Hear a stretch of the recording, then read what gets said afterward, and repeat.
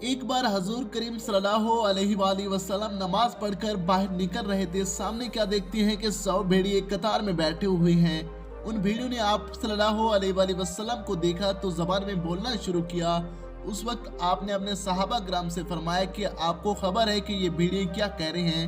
تو صحابہ نے جواب دیا کہ یا رسول اللہ ہمیں نہیں معلوم۔ صحابہ کی بات سن کر آپ صلی اللہ علیہ وآلہ وسلم نے فرمایا یہ بھیڑیے ایسے کہہ رہے ہیں کہ آپ کے صحابہ کرام کی بکریاں کھانے کو ہمارا دل نہیں کرتا، لیکن ہمارے رزق میں یہی بکریاں ہیں، اب ہم کیا کریں؟ آپ صلی اللہ علیہ وآلہ وسلم ایسا کریں کہ ہمارا کوٹا مقرر کر دیں، اس کے علاوہ ہم کسی کو بکری کو ہاتھ نہیں لگائیں گے۔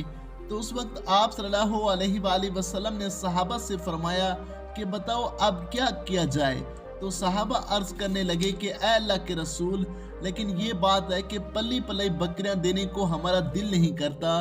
اس پر آپ صلی اللہ علیہ وآلہ وسلم نے فرمایا اے میرے صحابہ تم اپنی بکریوں کی حفاظت کیا کرو، اور بھیڑیوں سے فرمایا تم اپنا دو لگا لیا کرو۔ اس پر بھیڑیے واپس روتے ہوئے جانے لگے کہ یہ کام بادل نخوستہ کرنا پڑے گا۔ مولانا طارق جمیل نے کہا بھیڑیے پہچان گئے کہ کون ان کو ہے، لیکن انسان نہیں پہچان پایا۔ ویڈیو اچھی لگی ہو تو لائک کر دیں، چینل کو بھی سبسکرائب کر دیں۔ ملتے ہیں نیکسٹ ویڈیو میں، تب تک کے لیے بائے، تھینکس فار واچنگ۔